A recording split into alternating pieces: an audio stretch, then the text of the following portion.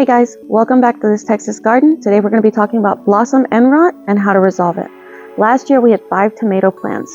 One of them gave us the bulk of our production, but then we noticed that 2 of our plants suffered from blossom end rot. Blossom end rot is a deficiency in calcium in your fruit or vegetable plant. This can show as brown rings at the bottom of your plant. It can show dimples or malformations at the bottom of your fruit or vegetable. And this can make it look like it's rotten when really it's just calcium deficiency in your plants. One of the plants that we tried rescuing is this one here. We used a calcium solution that we're going to be showing you today, and as you can see, we don't have any problems with blossom end rot on these beautiful tomatoes that are coming up on here. And you don't have to worry about that with cherry tomatoes because they're too small to really have that issue. As you can see here, we've got plenty coming in that look really, really good. But they don't have any of those issues with blossom end rot. But the bigger tomatoes often do have that because they take so much more energy and nutrients from the soil that they need a little bit more. So let's go inside. We're going to show you how to work our calcium solution to help your plants keep that away from happening. Okay guys, welcome inside. Eggs are a great source of calcium for your plants. You're going to need about 1 to 2 cases of eggshells. To disinfect them, you can cook them at 350 for about 10 to 15 minutes, or you can leave them in a cool place to dry for about 1 to 2 weeks. These eggshells we have here have been sitting in our garage for about 2 weeks. They're completely dry, so we're going to stick them in our blender to grind.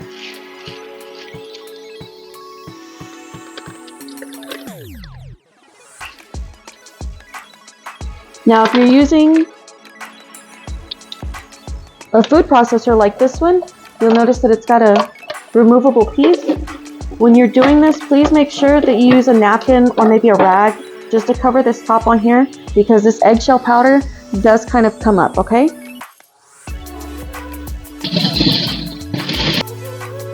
guys, now that we've got our ground eggshells, we want to use a large open container. Today we're going to be using this base one just so that we can show you the reaction of when we add the eggshells to the vinegar.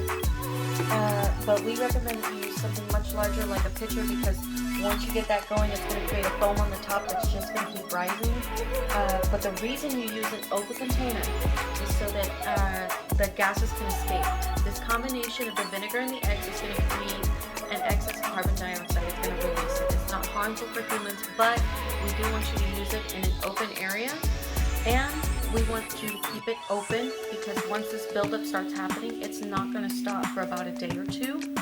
And that buildup, if you close it, is going to break the container that it's in and cause a mess in your kitchen, and we don't want that for you.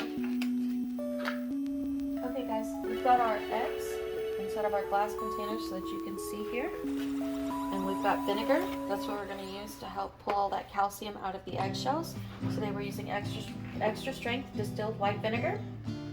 And you're going to need about 1 liter for every case of dry eggshells that you use, okay?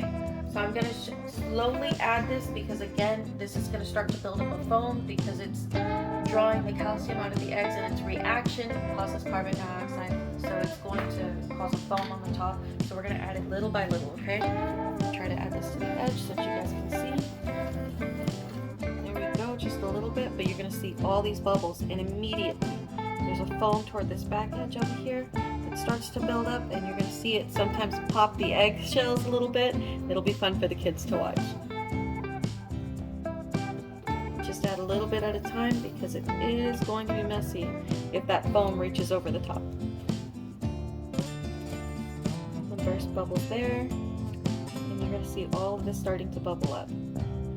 This up here is the carbon dioxide trying to escape, and you're going to see that the vinegar turns kind of a milky white because it's drawing the calcium out.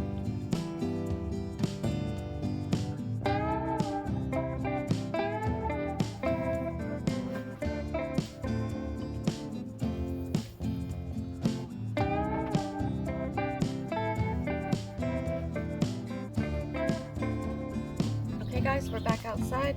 With the pulp that you have left over from our infusion, you can go ahead and use that for your compost. It'll still be really good for that. This material is what we're going to be using, okay?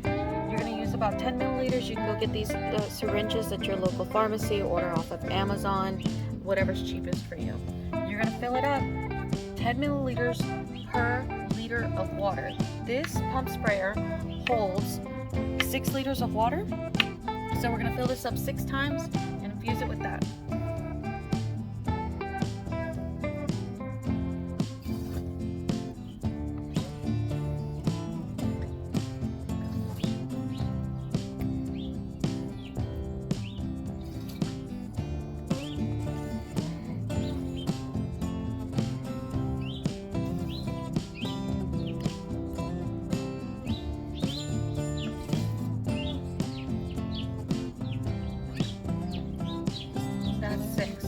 Now the reason that we infuse it with the water is because the base for this is still vinegar, and that can be a little bit harsh on your plants, so you want to make sure you have it really well diluted.